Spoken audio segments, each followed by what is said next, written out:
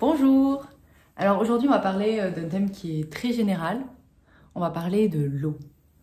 L'eau et notamment ça pourra nous amener à parler de l'arrosage, de l'apport en eau de nos plantes, comment faire au mieux pour apporter un arrosage assidu et qui vraiment nourrit la plante. Et notamment on va aussi parler d'humidité parce que j'ai toujours beaucoup de questions sur l'humidité et je trouve que c'est super important et intéressant d'en parler surtout en hiver maintenant parce que il n'y a plus de chaleur naturelle qui va taper sur nos vitres, mais il va y avoir la chaleur du chauffage qui va vraiment pénaliser la croissance de nos plantes.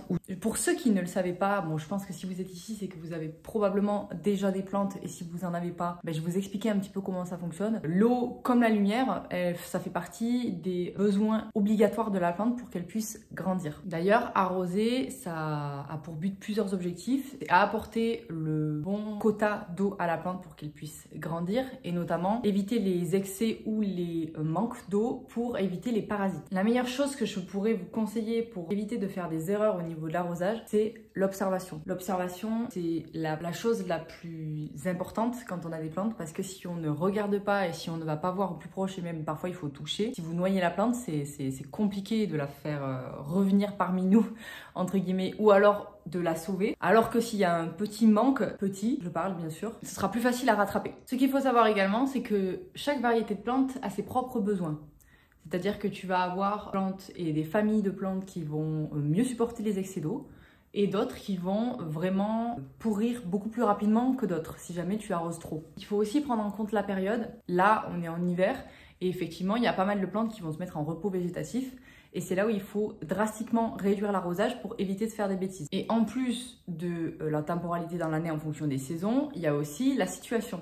C'est-à-dire que les plantes, elles auront beaucoup plus besoin d'eau lors du semis, lors du rempotage, lors de la plantation et pendant leur phase de croissance. Maintenant, on va parler un petit peu processus de récupération d'eau de la plante et comment ça fonctionne. En gros, le sol fournit de l'eau à la plante et les éléments minéraux nécessaires à sa croissance. L'eau puisée dans le sol pénètre par les racines et transite dans les vaisseaux de la plante vers les feuilles. L'eau, c'est le constituant majeur des plantes. Mais il faut savoir que la majeure partie de cette eau, en fait, elle est transpirée par les plantes sous forme de vapeur d'eau grâce à de petits orifices qu'on appelle les stomates. C'est le phénomène qu'on appelle la transpiration. Et également, le sol, sous l'effet des rayons du soleil et du vent, va lui aussi laisser échapper de l'eau vers l'atmosphère. C'est ce qu'on appelle l'évaporation. Et à savoir que la transpiration de la plante, l'évaporation, ça se passe exactement en même temps. Voilà, et en gros, ce processus, on l'appelle l'évapotranspiration. En fonction de si vous cultivez en pleine terre ou en pot, c'est là où on voit la différence. Parce que la réserve d'eau qu'il y a disponible dans le sol est totalement différente. Notamment la quantité retenue par le sol qui, lui, est utilisé comme réservoir, qui est à disposition de la plante, mais ça dépend de deux facteurs. La nature du sol et ses composants. Et le volume du sol. Ça dépend de l'espace cultivé, qui permet un enracinement plus ou moins profond de la plante. Et au fur et à mesure de l'évaporation, en fait, l'eau contenue dans le sol, elle sera de moins en moins disponible et qualitative. Et ça implique que la plante, en fait, elle va devoir dépenser beaucoup plus d'énergie pour aller à la recherche de cette eau-là. Donc, il y a des réactions qu'il faut interpréter par un besoin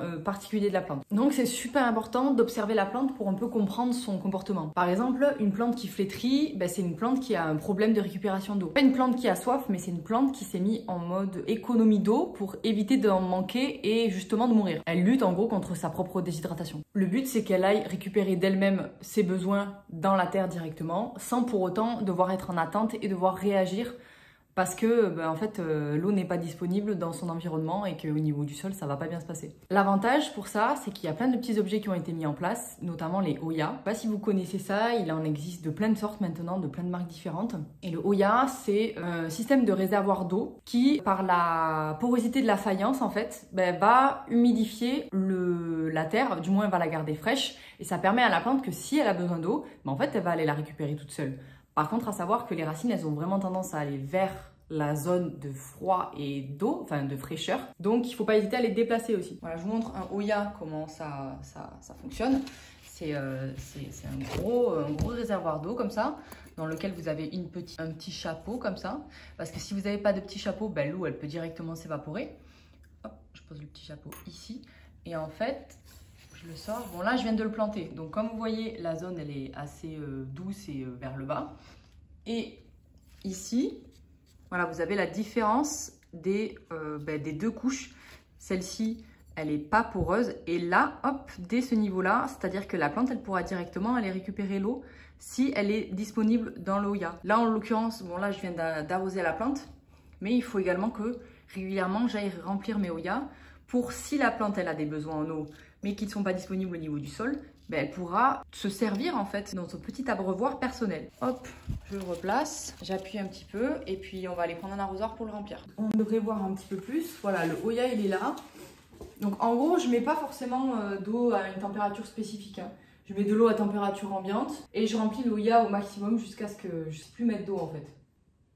Voilà, et c'est un processus que j'accompagne à chaque arrosage. C'est-à-dire que je remplis à chaque arrosage en plus le Hoya. Donc la plante, si jamais au niveau du sol, en fait, elle a plus d'eau disponible, ben, elle ira directement vers cette zone-là, à l'endroit où il y a le Hoya, pour pouvoir boire quand elle veut. Je vais remplir les autres Hoya que j'ai dispo là aussi. Ce que je fais, c'est que, en général, les Hoya, j'en ai beaucoup. J'en ai beaucoup et j'en ai beaucoup surtout dans les Alocasia. Ils étaient plus régulièrement en fait en manque d'eau. Et le fait de mettre des Hoya à chacun, ben, ça me permet d'avoir un arrosage moins régulier.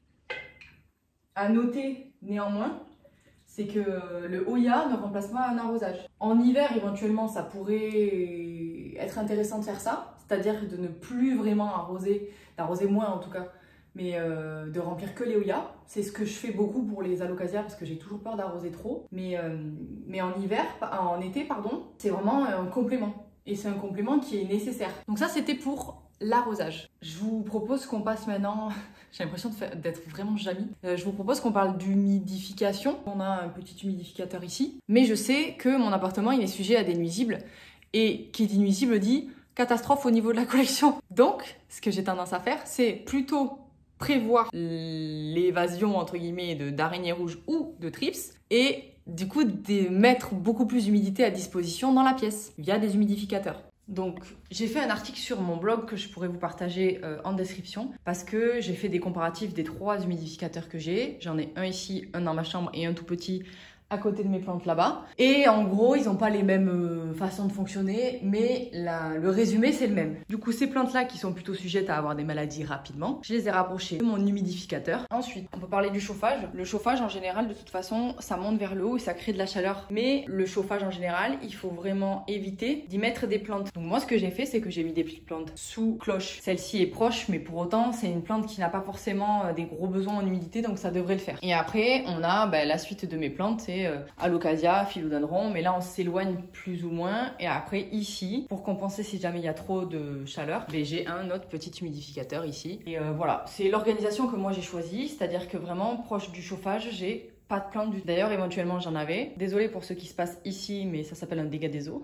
Et effectivement, j'en avais mis ici du printemps-été, mais je les ai décalés ou complètement bougés et changés d'endroit pour éviter que y ait des soucis au niveau de la sécheresse de l'air. Et si vous n'avez pas d'humidificateur et que vous ne voulez pas investir, c'est tout à fait normal, je comprends tout à fait. Ce n'est pas obligatoire quand on a des plantes d'avoir des humidificateurs. Hein. Moi, j'ai plein de gens de ma famille ou des connaissances qui n'en ont pas. Et en fait, ce qui se passe, c'est que c'est à toi d'apporter l'humidité, entre guillemets, nécessaire, surtout en hiver et pour certaines plantes, toujours pareil, en pulvérisant. En gros, c'est là où tu investis dans un petit pipit. Il n'aime pas ça parce que c'est de l'eau, il sait très bien ce qu'il y a dessous.